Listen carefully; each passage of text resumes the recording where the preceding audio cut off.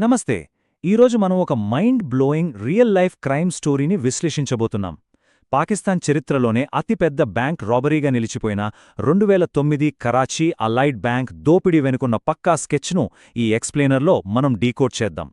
అసలు ఒక్క bullet fire అవ్వకుండా, కనీసం ఒక్క అలారం కూడా మోగకుండా ఒక పకడ్బందీ వాల్ట్లోంచి అంత అపారమైన సంపద ఎలా మాయమైందో ఎప్పుడైనా ఊహించారా? పాకిస్తాన్ వాల్ స్ట్రీట్గా పిలువబడే ఐఐ చుండ్రీగర్ రోడ్లోని ఆ అభేద్యమైన కోట ఎంత సైలెంట్గా బ్రేక్ అయిందో ఇప్పుడు మనం చూద్దాం. ఇక్కడ మనం మాట్లాడుకుంటున్న ఆ భారీ మొత్తమెంతో తెలుసా? ఏకంగా 311 మిలియన్లు, అంటే 31 కోట్ల రూపాయలకు పైనే. వినడానికేదో సినిమా స్టోరీలా ఉంది కదూ, కాని ఇది ముమ్మాటికి నిజం. రాత్రికి రాత్రే అంత పెద్ద మొత్తం గాల్లో కలిసిపోయింది. సరే, అసలీ మాస్టర్ ప్లాన్ ఎక్కడ మొదలైంది? మన మొదటి దశ సెటప్ అండ్ మాస్టర్ ప్లాన్, అంటే నమ్మకాన్ని దొంగిలించడం. ఈ మొత్తం ఎపిసోడ్కి మాస్టర్ మైండ్ అయిన హమీద్ అలీ వేసిన మొదటి స్కెచ్ ఇక్కడే స్టార్ట్ అయింది. అతను షాహిద్ మహమూద్ అనే ఒక ఫేక్ ఐడిని క్రియేట్ చేసి ఎస్పీఎస్ అని ప్రైవేట్ సెక్యూరిటీ కంపెనీలో ఈజీగా జాబ్ కొట్టేశాడు. వాళ్ళ దగ్గర సరైన పోలీస్ వెరిఫికేషన్ సిస్టమ్ లేకపోవటం అతనికి బాగా కలిసొచ్చింది. అలా అక్టోబర్ 2009లో అలైడ్ బ్యాంక్ ఫారిన్ ఎక్స్చేంజ్ బ్రాంచ్లో సెక్యూరిటీ గార్డ్గా అతనికి పోస్టింగ్ దొరికింది. లోపలికి వెళ్ళాక అతను ఊరికే కూర్చోలేదు. ఒక గార్డ్గా డ్యూటీ చేస్తూనే బ్యాంక్ సెక్యూరిటీలో ఉన్న పెద్ద పెద్ద లూప్ హోల్స్ని చాలా ఈజీగా పసిగట్టాడు. రాత్రిపూట నిద్రపోయే గార్డ్లు, పనికిరాని పాతకాలపు సీసీటీవీ కెమెరాలు, తరచూ పాడైపోయే అలారం సిస్టమ్స్ ఇవన్నీ గమనించాడు. ఆ వాల్ట్ని బద్దలు కొట్టడం కష్టమే కావచ్చు, కాని భారీ గ్యాస్ కట్టర్లు, తగినంత సమయముంటే అది పెద్ద పనేం కాదని అతనికి అర్థమైపోయింది. కాని ఇక్కడ అత్యంత కీలకమైన విషయం ఏంటంటే, అతని దగ్గర తుపాకీలు, కత్తులు లాంటి ఆయుధాలు ఏమీ లేవు. అతని అసలైన ఆయుధం నమ్మకం.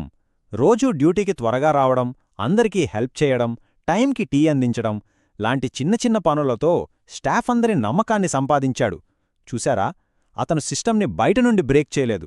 దానికి అలవాటు పడిపోయిన ఒక మనిషిలా లోపల్నుంచే దెబ్బ కొట్టడానికి ప్లాన్ చేశాడు. ఇక రెండో దశ ఎగ్జిక్యూషన్. అదే ఆపరేషన్ సండే. ఆ సైలెంట్ ఆపరేషన్ ఎలా జరిగిందో ఇప్పుడు చూద్దాం. ఐఐ చుండ్రీగర్ రోడ్డు సాధారణ రోజుల్లో చాలా రద్దీగా ఉంటుంది, కాని ఆదివారం వస్తే శ్మశానంలా నిశ్శబ్దంగా మారిపోతుంది. అందుకే అతను ఆదివారాన్ని ఎంచుకున్నాడు. ఈ టైంలైన్ చూస్తే మీకే అర్థమవుతుంది. డిసెంబర్ 13, 2009న ఉదయం 5:15కే హమీద్ డ్యూటీకి ముందే వచ్చి నైట్ గార్డ్ను మాటల్లో పెట్టి ఇంటికి పంపించాడు. 5:30కి కరెక్ట్గా అతని 5గురు అనుచరులు గ్యాస్ కట్టర్లు, ఆక్సిజన్ సిలిండర్లతో వైట్ వ్యాన్లో లోపలికి వచ్చారు. 6 గంటలకి రూటీన్ చెక్ కోసం వచ్చిన 2 గార్డ్లని గన్తో బెదిరించి కట్టేసి ఒక స్టోర్ రూంలో పడేశారు. ఇక అక్కడ నుండి దాదాపు 10 నుండి 12 గంటల పాటు కంటిన్యూస్గా కట్ చేసి సాయంత్రం 4 గంటలకల్లా ఆ బలమైన ఇనుప వాల్టును బ్రేక్ చేసేశారు. వాల్ట్ ఓపెన్ చేయగానే అక్కడ పాకిస్తానీ రూపాయలు మాత్రమే కాదు, కట్టల కొద్దీ అమెరికన్ డాలర్లు, బ్రిటిష్ పౌండ్లు, యూరోలు కుప్పలుగా ఉన్నాయి. ఏమాత్రం లేట్ చెయ్యకుండా ఆ ముఠా ఆ భారీ నగదును ఫటాఫట్ తమ బ్యాగుల్లో కుక్కేసుకున్నారు. అయితే అక్కడ్నుండి తప్పించుకునే ముందు వాళ్లు వేసిన మాస్టర్ స్ట్రోక్ ఏంటంటే, సీసీటీవీ డీవీఆర్ సిస్టమ్ను మొత్తం పీకేసి తమతో పాటే పట్టుకుపోయారు. ఆ వైట్ వ్యాన్లో వాళ్లు జంప్ అయ్యాక కనీసం ఒక్క విజువల్ ఆధారం కూడా దొరకకుండా రాబోయే ఇన్వెస్టిగేషన్ మొత్తాన్ని పూర్తిగా చీకట్లోకి నెట్టేశారు. ఇప్పుడు మూడవ దశ దర్యాప్తు మరియు డిజిటల్ వేటా. వీడియో ఆధారాలు ఏమీ లేని ఆ బ్లాంక్ సిచ్యువేషన్లో అధికారులు అసలు ఆ దొంగలను ఎలా పట్టుకున్నారో చూద్దాం. సోమవారం ఉదయం స్టాఫ్ రాగానే బ్యాంక్ అంతా ఒకటే టెన్షన్. ఎక్కడ చూసినా కాలిపోయిన ఇనుము వాసన, స్టోర్ రూంలో బంధించిన ఆ 2 నిజమైన గార్డ్లు, కాగితంలా కోసేసిన ఆ అభేద్యమైన వాల్ట్. వీటన్నింటికీ మించి పోలీసుల మైండ్ బ్లాంక్ అయిన విషయం ఏంటంటే, ఆ guard Shahid Mahmood ID, address అన్ని ఫేకని తేలడం. అంటే అసలు పేపర్ మీద ఉనికిలోనే లేని ఒక మనిషి కోసం వాళ్ళు వెతకాలి. అయితే ఇక్కడే విచారణ అధికారులు చాలా తెలివిగా ఆలోచించారు. కనిపించని ఆ డిజిటల్ ఫుట్ ప్రింట్ను పట్టుకున్నారు. ఆదివారం రాత్రి బ్యాంక్ చుట్టుపక్కల ఉన్న మొబైల్ టవర్ల నుండి డంప్ డేటా బయటికి తీశారు. అందులో రాత్రంతా బ్యాంక్ లోపలే యాక్టివ్గా ఉన్న ఒకే ఒక్క మొబైల్ నంబర్ను ఫిల్టర్ చేశారు. ఆ నంబర్ తెల్లవారుజామున 4 గంటలకి కదిలి కరాచీలోని గులిస్తాన్-ఏ-జోహార్ ప్రాంతంలోని ఒక ఫ్లాట్ దగ్గర ఆగిపోయిందని టేస్ట్ చేశారు. ఆ ఒక్క అదృశ్య సిగ్నల్ మాస్టర్ మైండ్ దాక్కున్న స్థావరానికి నేరుగా రూట్ మ్యాప్ ఇచ్చేసింది. మీరు నమ్మరు, ఆ వాల్ట్ ఓపెన్ అయిన ఖచ్చితంగా 6వ రోజుకే, అంటే డిసెంబర్ 19వ తేదీ అర్ధరాత్రి పోలీసులు ఆ ఫ్లాట్ మీద రైడ్ చేసి ఎవరికీ చిక్కడు అనుకున్న ఆ హమీద్ అలీని, అతని 2 సహచరులని అరెస్ట్ చేసేశారు. కాని ఇక్కడే అసలు ట్విస్ట్.